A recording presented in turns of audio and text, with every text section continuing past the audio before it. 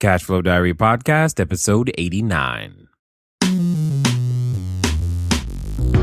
Congratulations, you showed up. Give yourself a high five in celebration of your success. Welcome to the Cashflow Diary, where new and experienced investors come to take confident action towards their goals. Your host is a family man, a real estate entrepreneur, investor, coach, and instructor. As a master facilitator of Robert Kiyosaki's Cashflow 101 game, he's inspired many to begin their journey into creating cash flow for themselves and their family.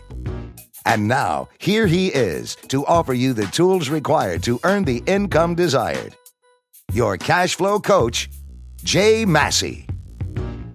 All right, and welcome to another episode of the Cashflow Diary Podcast. I am your host, Jay Massey, and you know what? You're going to be surprised because I'm excited. Nope. Yep, I really am. No, I know. You're probably wondering, when are you not excited, Jay? Well, you will understand that today. One of the things that I've often told you guys is that the political environment is something that you need to pay attention to. The financial environment is absolutely critical to your investing and in lots of the decisions that you're already making. Unfortunately, you're making them blindly, but most importantly, we're now going to shed some light under the hood of the financial system. And today's guest is the perfect person to help with that because it is definitely one of those important things that's happening to all of us. And unless you are paying attention, you might get hit in a way that you're not expecting. But before we go there, for those of you joining us for the first time, go over to learninvestingnow.com. Guess what's there? I'm going to teach you to learn investing now. And that's exactly what's there for you so that you have the ability to get started on your journey to becoming a bigger, better, badder real estate investor. And what's exciting is that it's just the beginning of your journey. Now, today's guest is the co-host of the Real Estate Guys radio show. You should definitely check them out. They also have a TV show. He's an author, an entrepreneur, financial strategist, love that, real estate investor, former finance instructor for California Realtors Association, GRI program. That's a long way of saying really smart dude. And I hope that you get as much from him as he has given to me in so many different ways. I am absolutely proud to call him a friend and a mentor in so many ways. I think you will love him too. So do me a favor and welcome Mr. Russell Gray. Russ, you there? Hey, Jay, how you doing?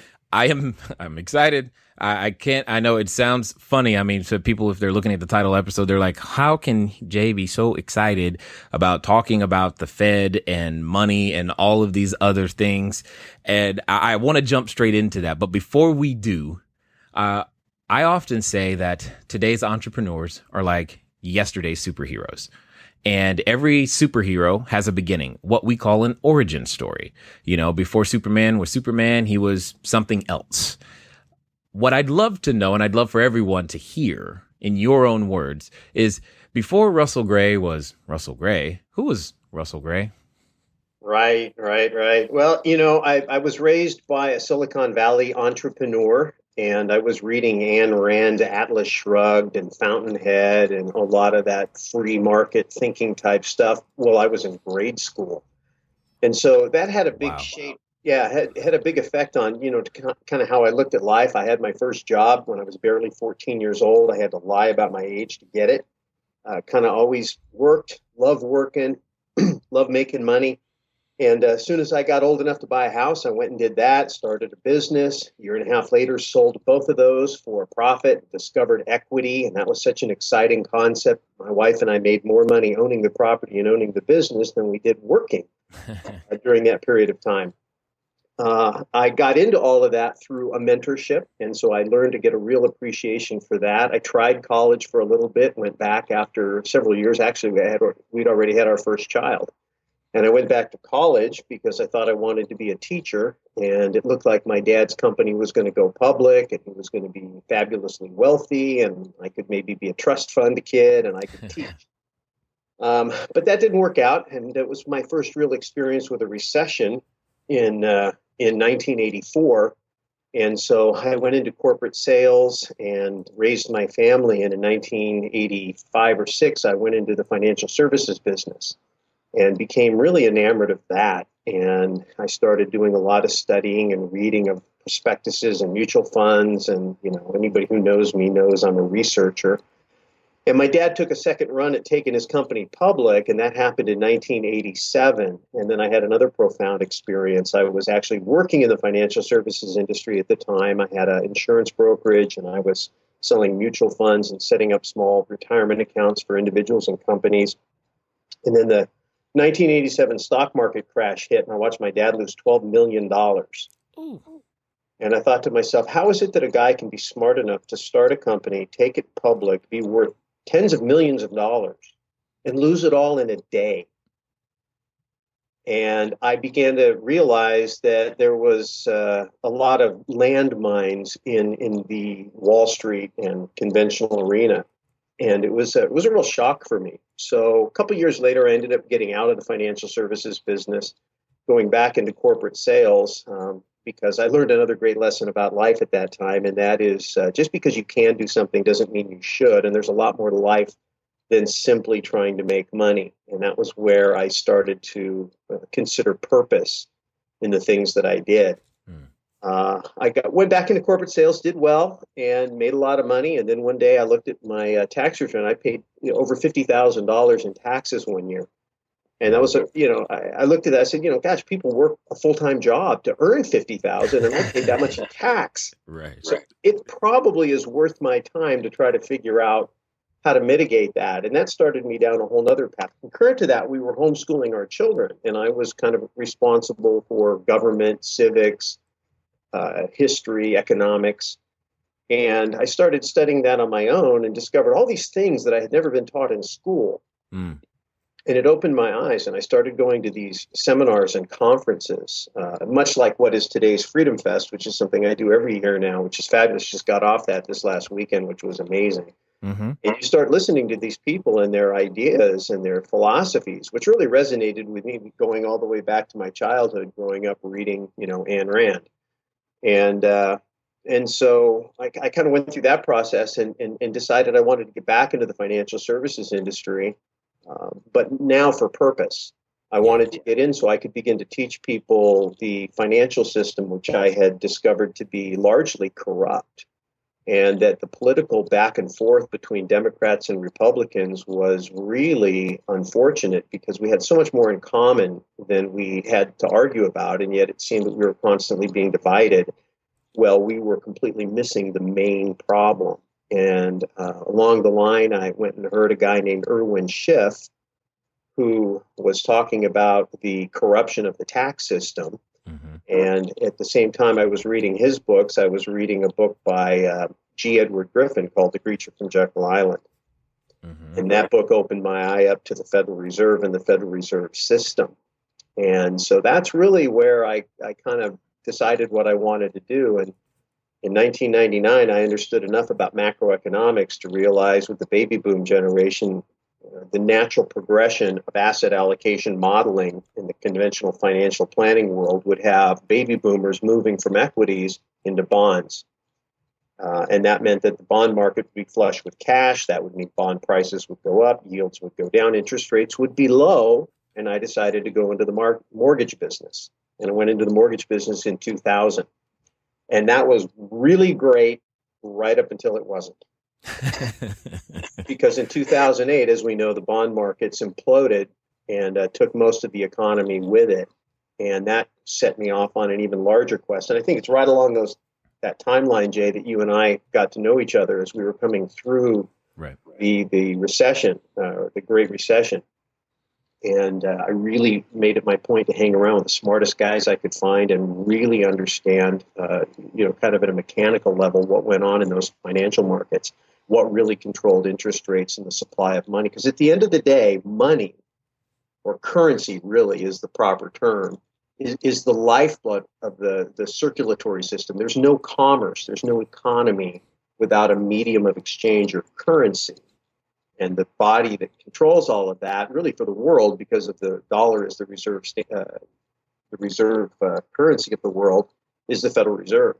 That really opened my eye up to that whole thing. And now when you understand what the Fed is doing and how to connect what goes on at Wall Street and Washington and at the Eccles Building in the Federal Reserve and how that really trickles down, and I don't know that that's the right term, but really affects Main Street. What goes on over there really affects the Main Street investor. And I spent a lot of time over the last many years trying to help people understand how these macro things matter to you in your everyday real estate investing business. Exactly. And that's exactly why he's here today, ladies and gentlemen, is because he does this better than anyone I know. And he helped me understand it to a level that he's one of the only individuals that I've ever seen that has the ability to actually explain how the Fed works. And you go, oh, I get it. And how money works, and go, oh, that makes sense. And then you have actionable information to go with. And if you've heard already, hopefully you're paying attention, but you heard already 4 books that he's already mentioned between Atlas Shrugged, Fountainhead, Irwin Schiff's book, and The Creature from Jekyll Island. You can already tell he's well-studied, well-read. Those are always hints, by the way. Don't wait for him or me to say, hey, you need to go get those. You probably should. But there's a question I've got to ask you, Russ, is because your journey thus far has been filled with what I call pivoting. It's like we're aiming for this one goal, trying to get somewhere, and then boom, something happens, and yet you recover and find a way to operate under new conditions. How do you, in essence, know where to go next when the opportunity you thought was great turns out not to be? Well, I have a quote that I hope someday I will be known for that has really helped me, and that is, when you have clarity of vision, strategy and tactics become evident. And the concept there is that when you're really clear about what a finished product looks like, what success is, what you want to accomplish, when you're really clear about that, then even though everything around you is shifting sand and there's so many variables, you could never make a concrete step-by-step plan. You have to be able to think on your feet. And in those moments of decision where you're at crossroads or an opportunity comes in front of us, a lot of people either don't know which way to go or completely miss the fact that there's an opportunity available because they aren't clear enough in their vision. And whenever I find myself confused, disoriented, or even discouraged, I always go back and I don't try to figure out what to do. I try to figure out what I'm trying to accomplish. And in my case, the biggest picture for me is I want people to understand the system that they operate in because it touches every aspect of their life. I mean, if you think about it, when people get up every day, most people get up every day and go to work. And they go to work to make money. And then when they're not at work, they're thinking about ways they need to spend that money and hopefully invest that money. And so everything that they want in life, most of the gifts they want to give, the things they want to accomplish, the security they want to feel, all of the things that they want to do largely involve money. And if you don't understand money at the core, it's going to be difficult to make a good decision. Let me give you one example that way I try to explain to people what money is versus currency. And that is, if you were to take and put a 1964 quarter in your left hand and a 1965 quarter in your right hand, and you were to hold your hands out to someone and say, in 1965, both of these quarters would purchase 1 gallon of gasoline. In 2014, only one will. Do you know which one and why? Because if you don't know the difference between one, which is money, and one, which is only currency, and you're getting up every day to earn currency, and you're trying to save and invest currency, and you're measuring your prosperity in terms of currency, you could end up down the road with a lot less than you think. You might have more dollars than you ever had in your life, but you can't buy anything with them because of the loss of purchasing power, because currency didn't perform the function of money, which is to store value over long periods of time. Oh, and those are see, now you guys are beginning to understand exactly why I get so excited about this, is because understanding not just what you see on the news, CNN, as we all know, is constant negative news, right? Not just that, how to take an action step based upon what you're receiving and seeing is key, and being able to read the system and understand how it works. Now, I happen to have inside knowledge. You talk about this thing, the ebb and flow. That for me was eye-opening in terms of understanding just what happens when the Fed is printing. So eventually, I want to eventually end up there. I do. But you made a comment about, helping people to understand the system that they operate in. Can you expound a little bit more about what you mean by the system in that regard? Yeah, I mean, our system fundamentally changed in 1913 with the passage of the 16th Amendment. And there's a whole group of people who I think have made a pretty strong case that the 16th Amendment was never actually ratified. It shouldn't be the law of the land, but be that as it may, for all practical purposes, it is. And it's that 16th Amendment that gave us the Internal Revenue Service, which prior to 1913, which is a pretty long history in these United States, we didn't have an income tax with the exception of Abraham Lincoln imposing an income tax to finance the Civil War. And I'll do a whole thing on that too. But in 1913, we got the Internal Revenue Service. We got the Federal Reserve, and it was really called the Federal Reserve Act. We got concurrent to that, not in that same piece of legislation, we got the United Nations, or what became the United Nations, and shortly thereafter we found ourselves embroiled in World War I. And you might think all of these things are not associated with each other, but I would make the argument they are. But what happened in 1913 is that the U.S. Congress gave authority to the Federal Reserve, which is not a federal agency at all. It's a cartel of privately owned banks. They don't have any reserves except for their ability to print money, which was granted to them by Congress.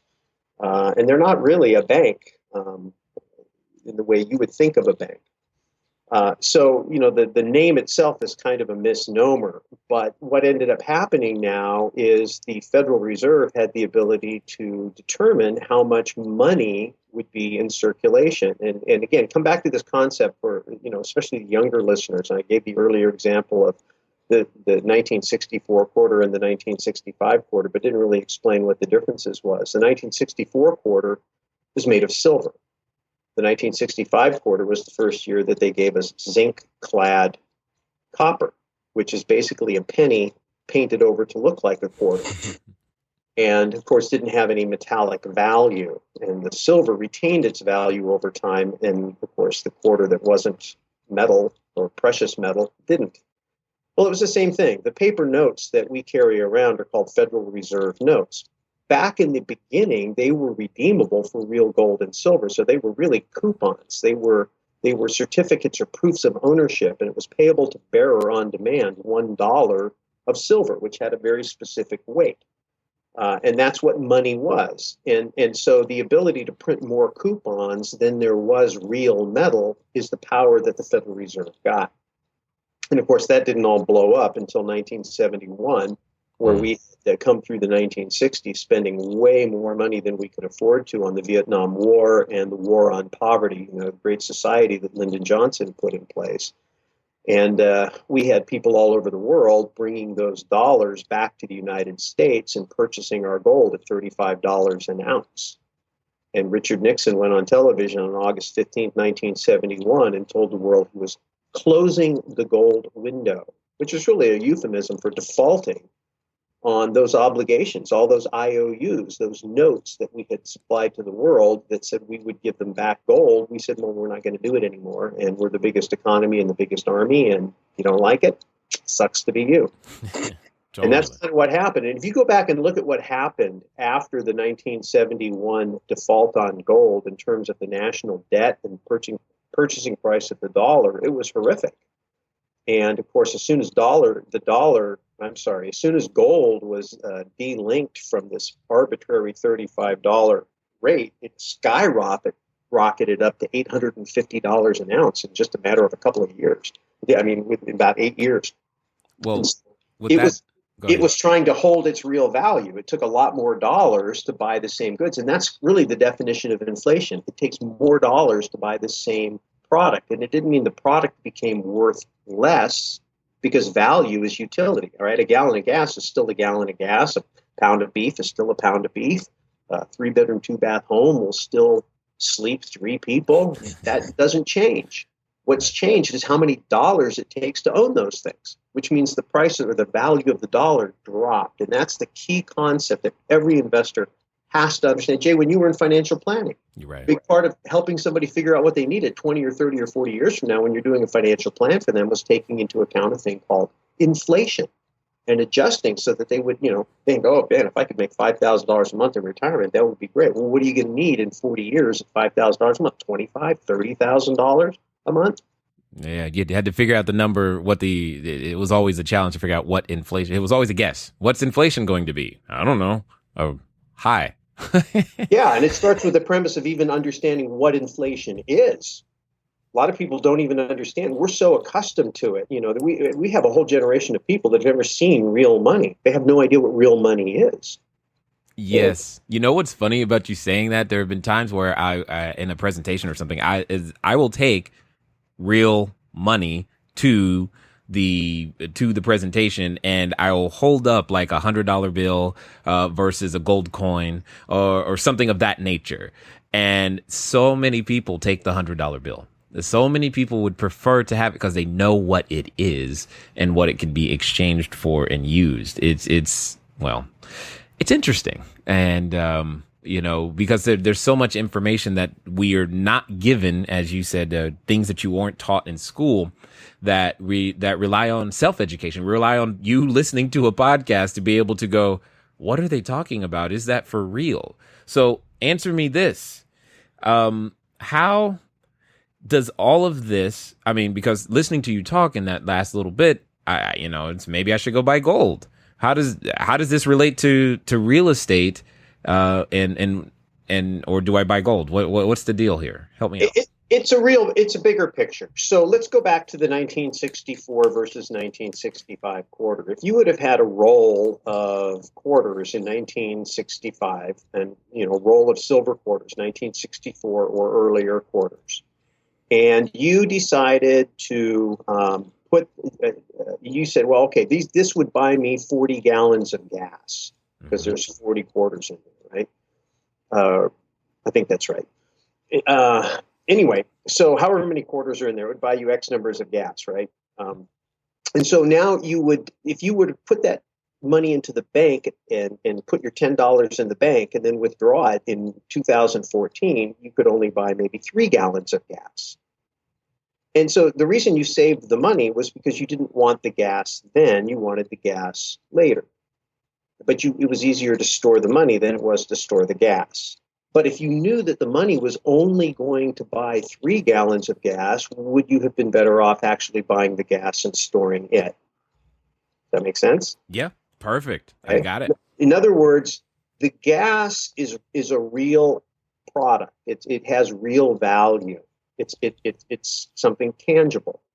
The quarters were real because the silver is real. It has real value and it retains its value, whereas the paper money that would have been issued or the IOU that the bank would have given you wouldn't have held its value. So if you were to know that that was the case and you were sitting there looking at a bank account full of dollars, what do you think the logical thing to do with those dollars, during whatever period of time, 10, 20, 30-year period of time? I'm going to put it in something that has more utility value, something that has real value. That's right. You're going to buy something real, and I call those things real assets. So gold doesn't produce income, doesn't cash flow. No. A lot of people who think, oh, it's not a good investment, I agree. It's not an investment. It's a store of value. It serves the purpose of money, which currency currently doesn't do. Hold on. I got to stop you right there. Okay. For all of you who have emailed me time and time again, now you know what I've been saying about gold and why. Please continue. That was for me, public service announcement type of thing, because we get the email, Jay, gold or real estate, gold or real estate. And yes. No, it's not an either or. That's like saying dollars or real estate, dollars or real estate. You buy real estate to produce dollars. You buy real estate to produce money. See, because if you think about it, what you're doing is you're purchasing a piece of real estate, not because you want to own the real estate, but because you want a piece of the labor of the occupant of the real estate. That person is going to get up every day and go to work for somebody, produce something, and get paid compensation, what we would call money, but really currency, but they're going to get paid a paycheck, and a percentage of that paycheck is going to end up being given to you for the use of your property. So effectively, those people work for you, or at least part-time for you. Mm-hmm. Maybe about 30% of their time they're working for you. And that's what you're trying to acquire when you purchase a piece of real estate. And so when you end up with the fruit of their labor, the question is what do you do with it? Well, obviously, you want to continue to reinvest it. You buy more real estate and acquire more streams of income. But there are quite a lot of dollars you're sitting on in the in-between. I call that the float. So you collect security deposits. You put away contingency reserves for replacing roofs or repaving parking lots or replacing water heaters or dishwashers or on and on, all the things that we, have as real estate investors. And, if you were to look at your checkbook on any given day, depending on how big your portfolio, you might have 100,000, 200,000, 500,000 kind of average daily balance, just always in your account.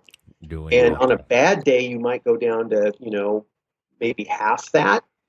And so you say, okay, well, I probably could take the bottom 20 or 30% of that float and store it in real money because it's always going to be there. And I can always convert it back into dollars. This is the issue of liquidity. So where can I store my money or store my dollars? How can I convert my dollars into something that's real that will remain highly liquid that I could then convert back into dollars quickly if I needed them? And most of the time we don't because the float is always there. Unless your business is atrophying and your cash flows are shrinking, the float should be growing, right? And so I think that precious metals can serve that purpose over an extended period of time. You can't wig out over the little ups and downs. If you look at the trend line of the dollar from inception in 1913, it's been down. I mean, it's clearly down.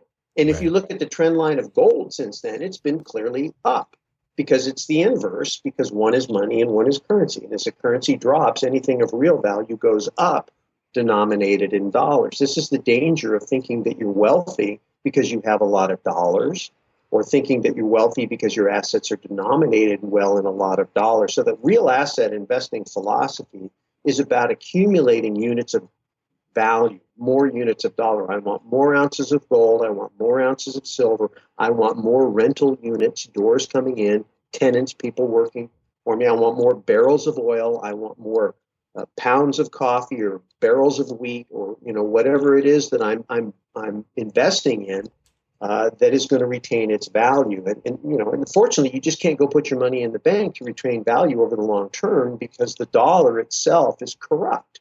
And that's the core system, and that's the core problem. And until we change, like we just interviewed Steve Forbes this last weekend. That show will be out in a couple of weeks. And he's been calling in his latest book for the return to the gold standard. The idea that we have to have sound money. His concept is, can you imagine if you got every day, like you and I scheduled this interview. Yes. If the unit value, if the amount of time contained in an hour was changing on a daily basis, you're making a decision, about where to spend your time. I'm making a decision about where to spend my time. And we're trying to converge at a certain point, and everything needs to line up. And if the unit of measure is continually changing, how do I make good decisions and how do I accurately hit the mark? The same thing is true as an investor or a business person. I'm making financial decisions about allocation of capital, and I'm trying to hit certain returns on investment, and I need to hit certain liquidity points, and I have to be able to count on the value of that dollar, and the dollar is constantly changing, and I can't. I mean, how'd you like to be an airline, trying to figure out how to manage your airfare, and you put your prices out there and you're selling tickets 2, 3, 4 months in advance, and you have no idea what the cost of oil is going to be. And the way you secure that is you purchase future contracts that make people guarantee delivery to you, and you pay a premium for it. You pay more than you would if you bought it today, but at least you know what it's going to be, and you can make your plans around that. And that's what airlines have to do. And so it's the same thing as investors. We have to try to find a way to put as much stability into our financial decision-making as we possibly can. And precious metals is an opportunity to insulate yourself from a falling dollar. But it's not an investment, because an investment, by our definition, has to produce income. And gold doesn't do that. No, not at all. You just answered a second question that we get a number of questions about. Now you know how Jay uses precious metals. Yay. So it's been answered there too. And more importantly, than all of that is, for understand why you bought the darn thing in the first place. You bought gold for a reason, but if you bought it at thinking it's an investment, that was the faulty premise from the beginning. If you bought it for a completely different reason, capital preservation being one, then you're probably on the right track. So with all of this being said, how does the Fed fit in? How do I respond when I hear, Janet Yellen or whomever is there, saying, whatever they're saying in terms of easing or printing, or how do I interpret that information and take measurable action? And where do I put my capital first?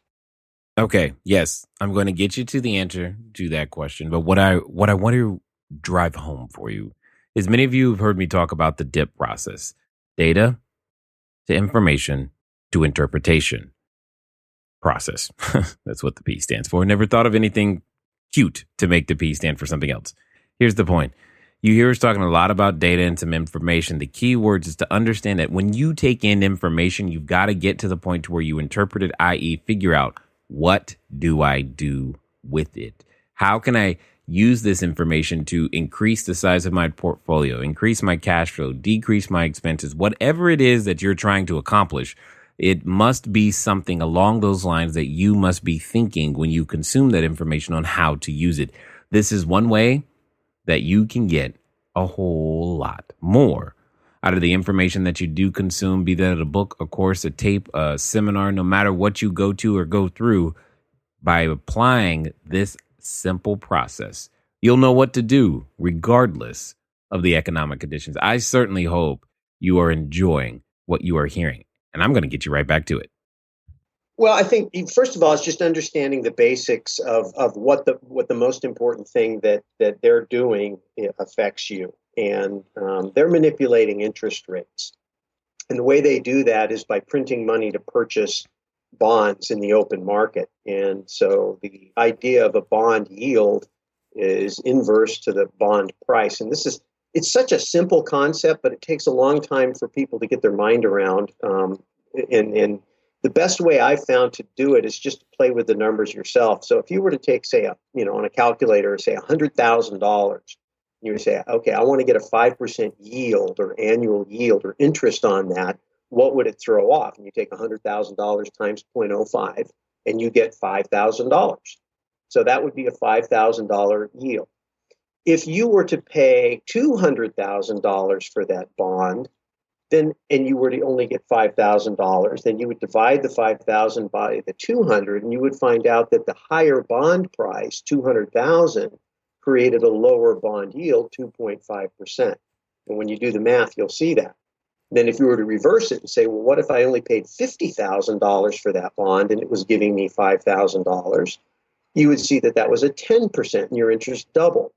So just that little exercise right there, if you do it on a piece of paper with a calculator yourself, you will see that the higher the bond price, the lower the yield, and the lower the bond price, the higher the yield. And the yield is the interest rate. Interest rates are risk premiums paid by people in the financial community. And so the lowest possible risk should have the lowest possible interest rate.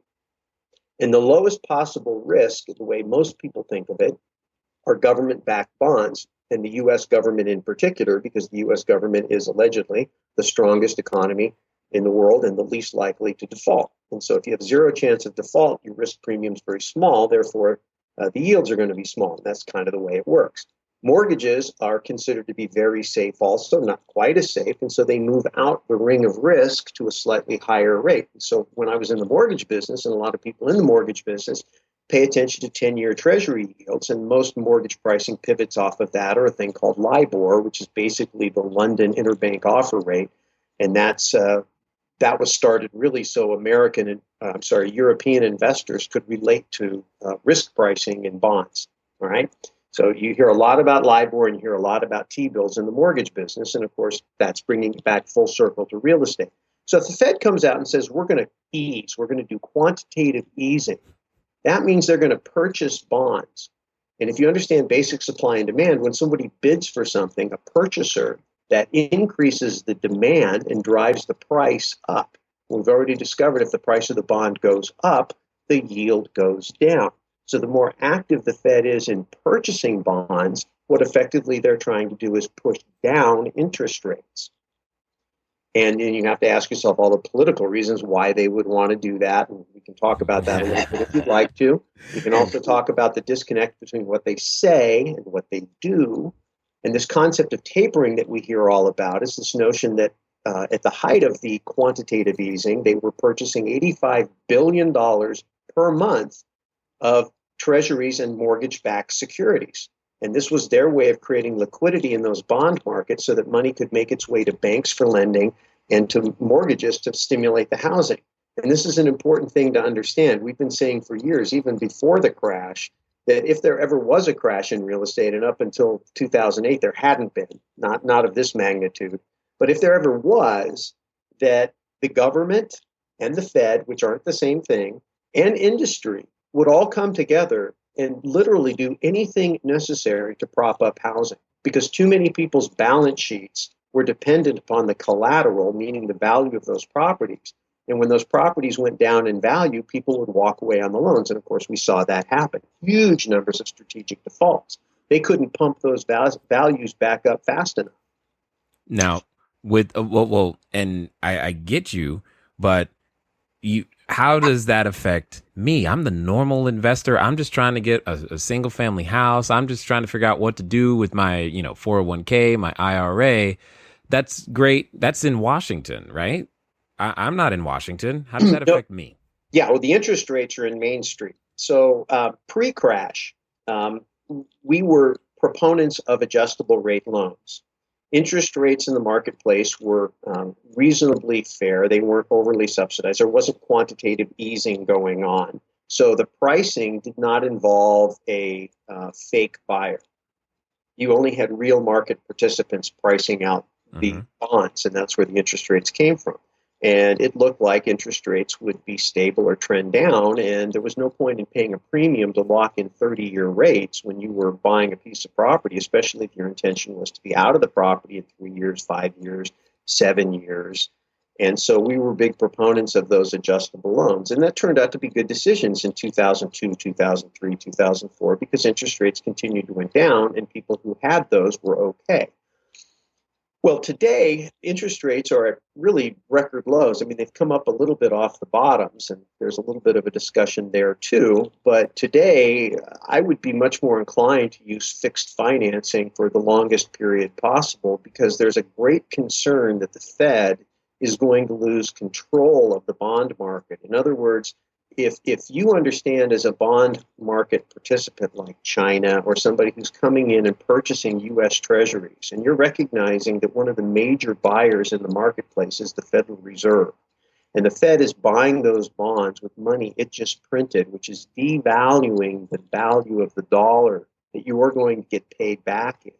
If you end up in a situation like you have in Europe with Mario Draghi, and you've got negative real interest rates, in other words, inflation is higher than the interest rates you're getting paid, how much investing are you going to do when you're getting a negative yield on your investment?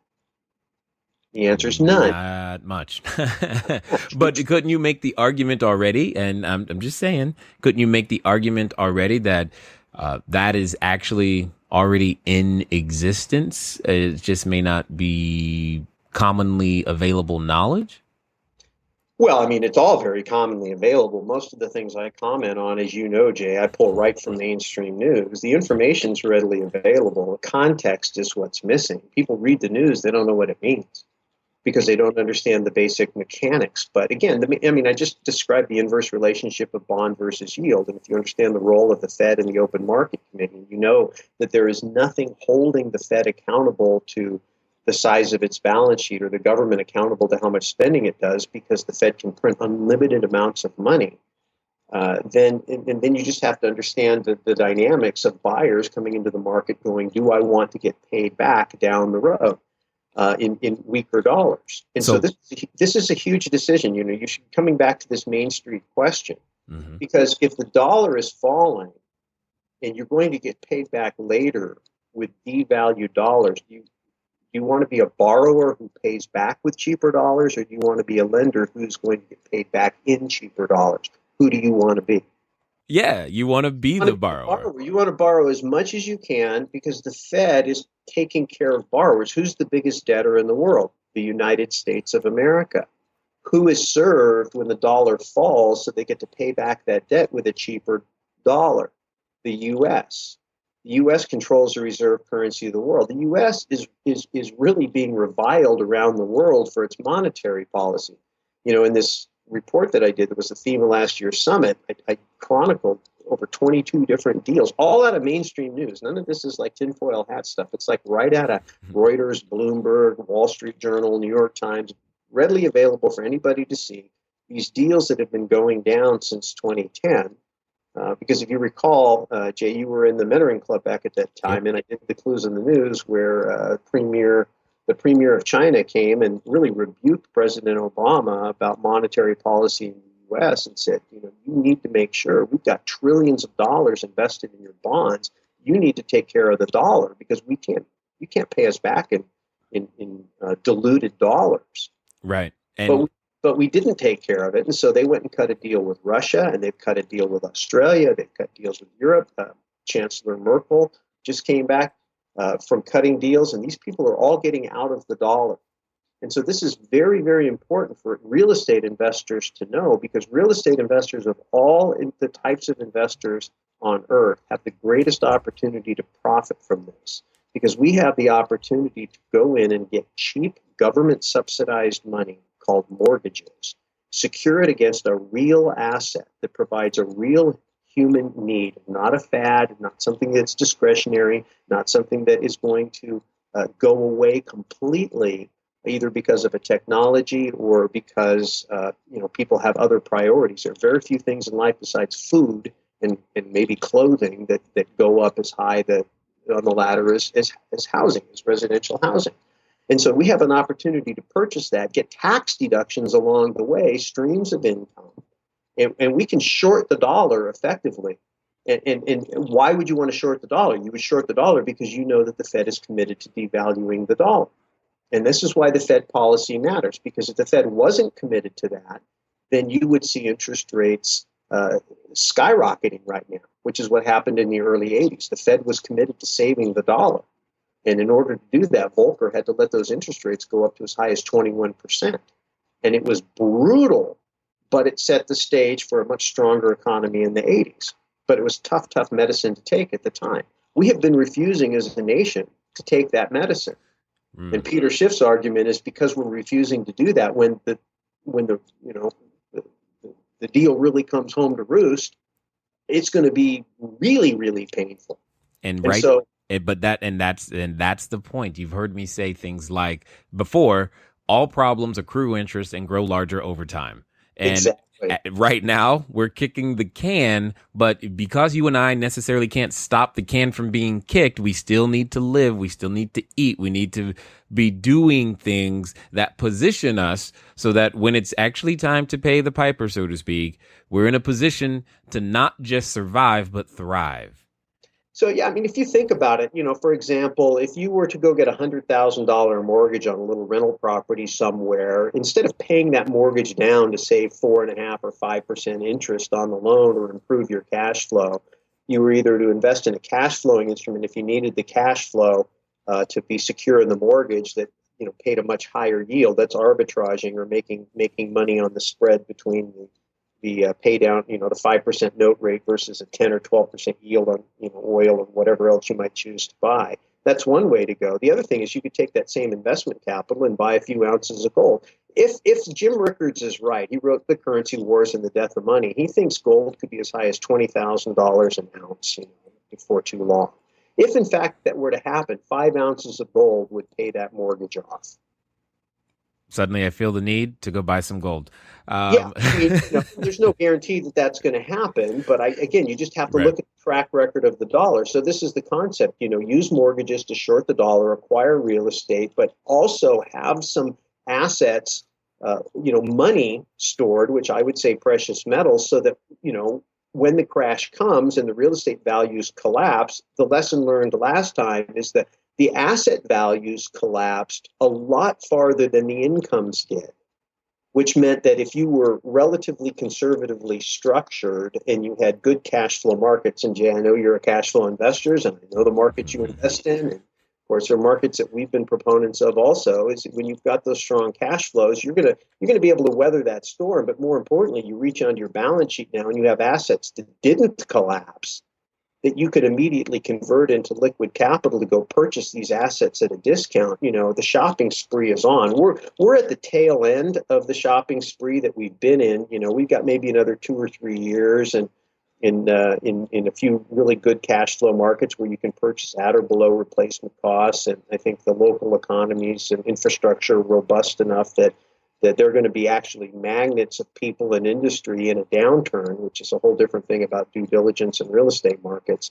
But there's going to be a lot of bargains in the street the next cycle. And, the lesson I learned last time and why I'm such a vociferous teacher on this topic is because I personally got crushed. I was over leveraged. I was hemorrhaging cash on my real estate portfolio, relying upon the strength of the income from my mortgage business to supplement. And when my mortgage company got hit extremely hard by what happened, in the subprime market in the mortgage industry, and a lot of the types of loans we were making, those lenders were completely gone. I didn't have any way to place business or make money. All of a sudden, those negative cash flow properties were millstones around my neck, and I wasn't in a position to take advantage of all the wonderful bargains. Well, rather than quit the business, I said, well, I'm going to get the lesson, and I'm going to gear up for the next go-round because there will be another go-round.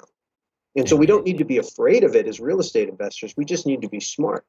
And the thing you don't want to do, I think, is you don't want to be exposed to adjustable loans. You don't want to have super thin cash flow markets. You don't want to be in speculative markets or tertiary markets that don't have strong infrastructure. And you want to have things on your balance sheet that are likely to benefit from a falling dollar that can be quickly converted into cash so you can purchase assets at bargain prices when the crash comes. And that's, again, what the whole real asset investing philosophy is all about.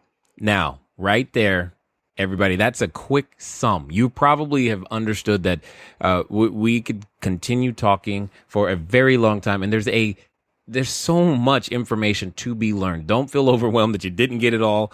In fact, the real estate guys often do an event. They do it once a year, and it is absolutely awesome. And if you like a sampling of what you've heard here, they often assemble the absolute best people for you and I to always go and learn from and to be educated by in a week-long format where we get to shut off the cell phones, focus on what's really going on, and be able to make finally good, excellent financial decisions, and we come back and execute every day.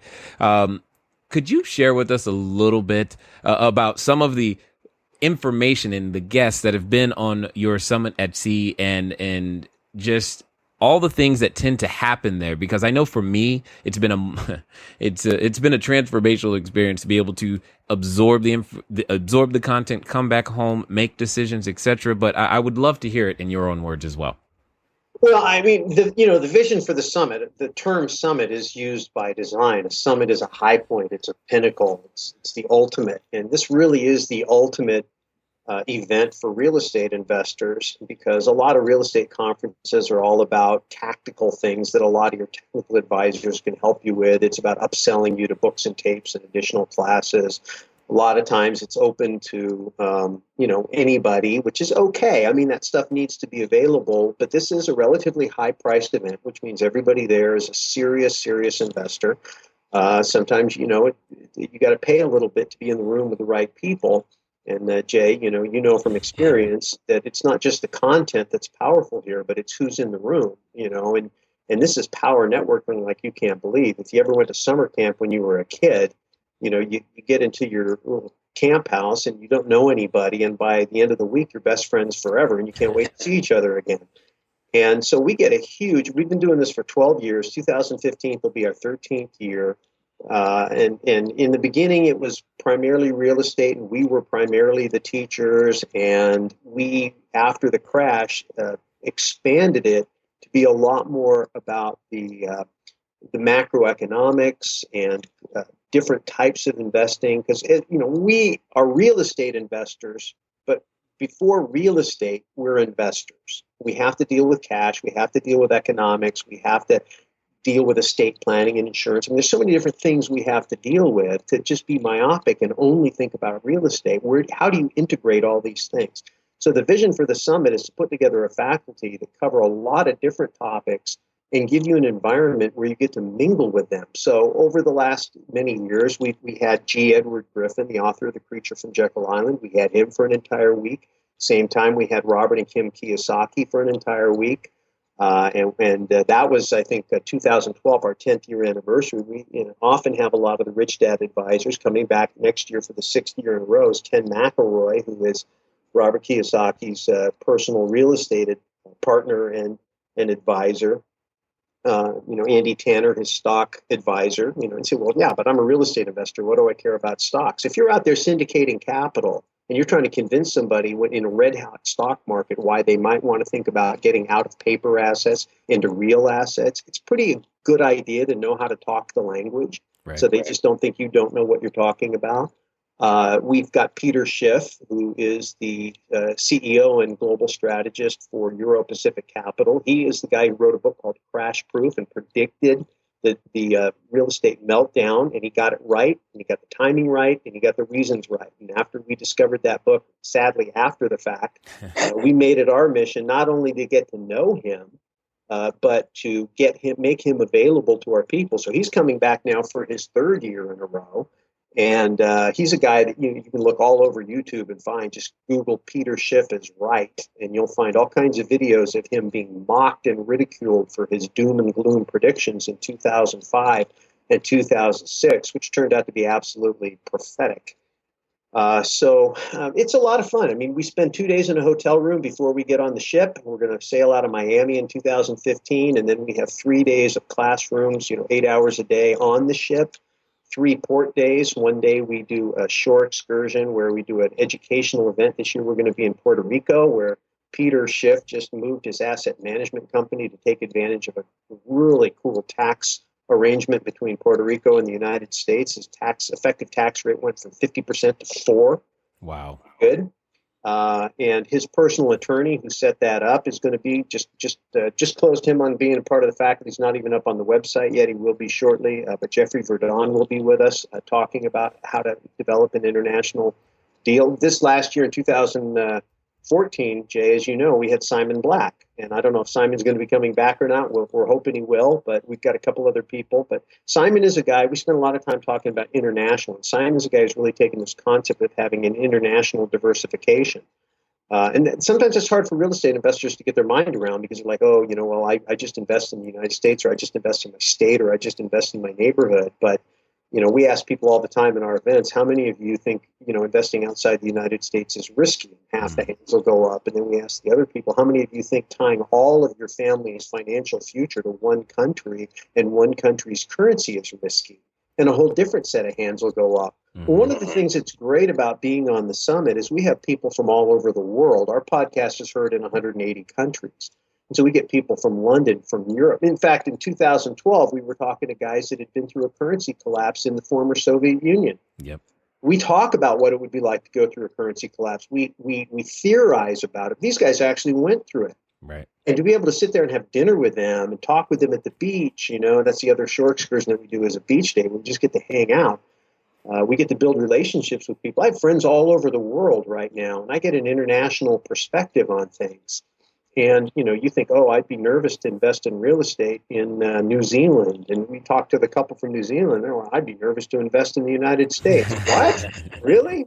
Oh, yeah, the United States. I mean, New Zealand has it's a lot more peaceful. There's a lot more crime in the United States. I mean, it's all paradigms. And so the summit is an opportunity to get those paradigms broken, to get a chance to build relationships. And, at the risk of making a bad pun, it's a chance to practice total immersion because you're locked on a cruise ship for a week with everybody. And, Jay, we create a cocoon. It's social.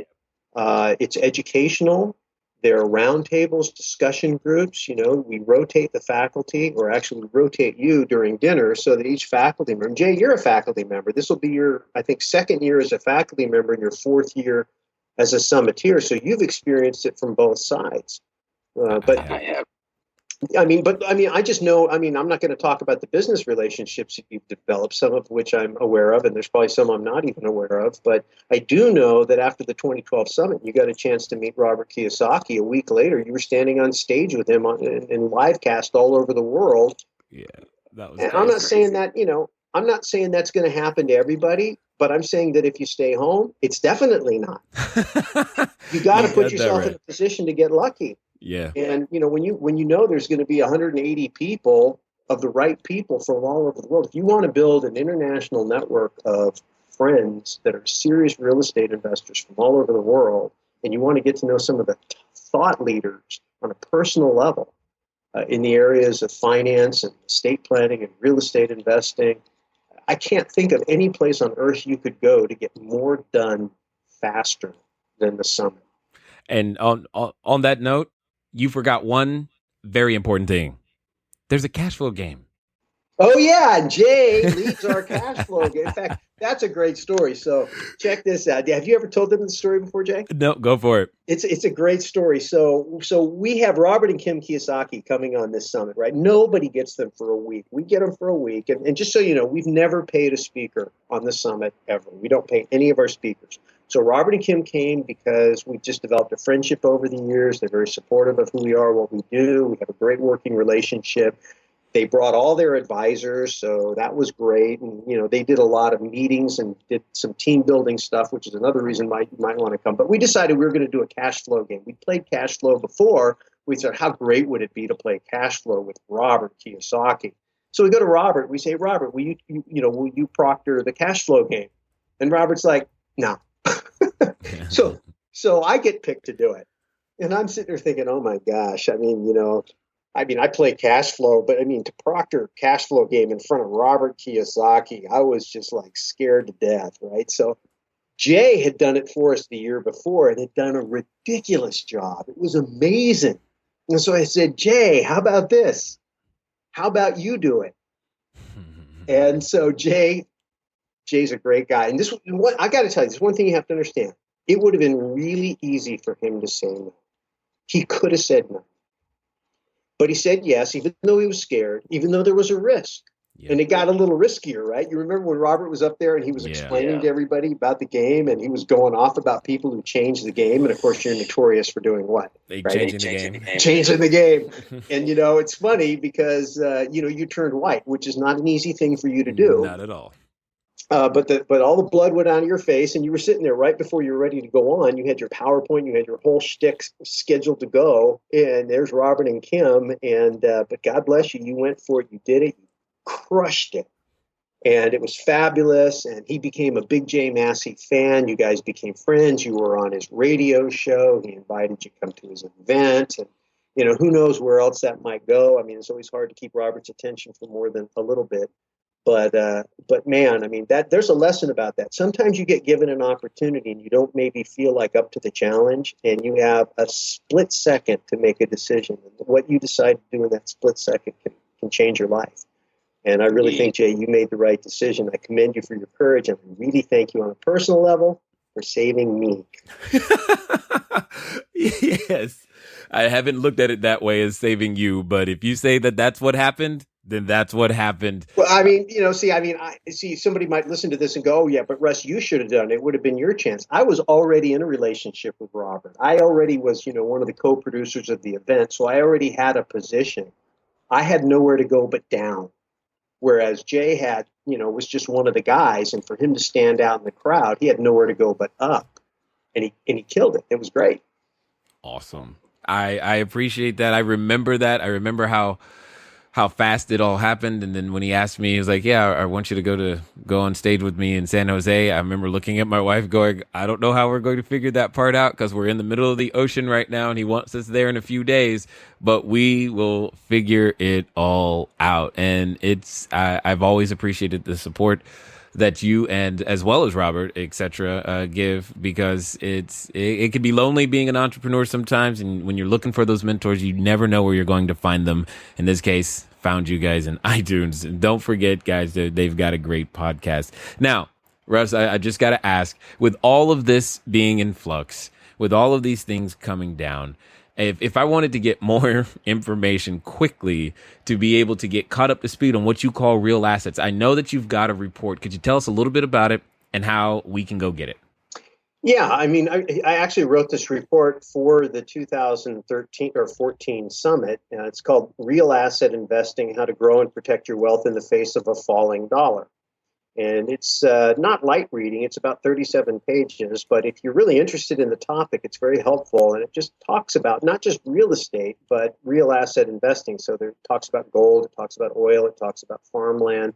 And I think more importantly, it sets the table of context and then shows how to integrate all these things into a portfolio. So you can get a copy of that free at Real Asset at realestateguysradio.com. Real Asset at realestateguysradio.com, or you can just visit our website at realestateguysradio.com, and under the resources tab, you'll see a whole library of special reports that you can download for free. So make yourselves at home.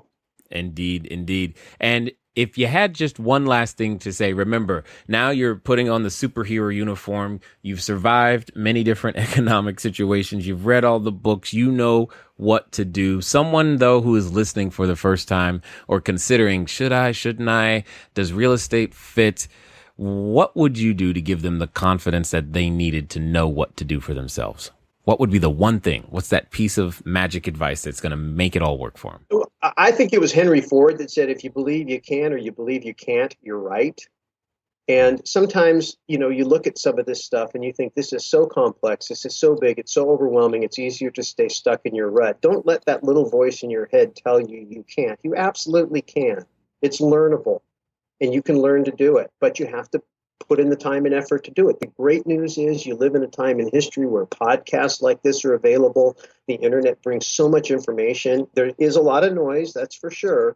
But if you avail yourself of all of these resources and just start putting good ideas in your head, and then take advantage of networking events like we just talked about and others that are out there, and refine your thought processes by talking to people. Don't worry about looking stupid. Stupid is not learning. Just get out there and start talking. Everybody has opinions, but your opinion is just as valid as anybody else's. Learn it, shape it, sharpen it against other people's opinions. And if you do that, it won't take long before you're going to be an expert in your subject. So if you believe you can, you can. And if you believe you can't, believe you can. Indeed. All right, ladies and gentlemen, you know what that means. It is time for you to move at the speed of instruction. There have been numerous resources given to you. Yes, realestateguysradio.com. Go to the resources tab. Download all the reports, not just the real asset report. Get them all. Read them all. And more importantly, move at the speed of instruction and do what they suggest, because it doesn't matter. Nothing changes until you do. And more importantly, you put your name on a contract and buy some real assets. Ladies and gentlemen, I tell you, it has been fun having this conversation with you one more time. I know you learned a lot and your head is probably about to explode. Take it all in. We will be back talking to you soon. I look forward to talking to you guys. Until next time. Thank you for investing your time with Jay Massey and the Cash Flow Diary. When you have a moment, please visit iTunes and leave a positive comment about the show. And go now to our website, cashflowdiary.com, to take advantage of our free business building course, Cash Flow Foundation. Gain the knowledge, understanding, and skill that will teach you how to never need a job again. Until next time.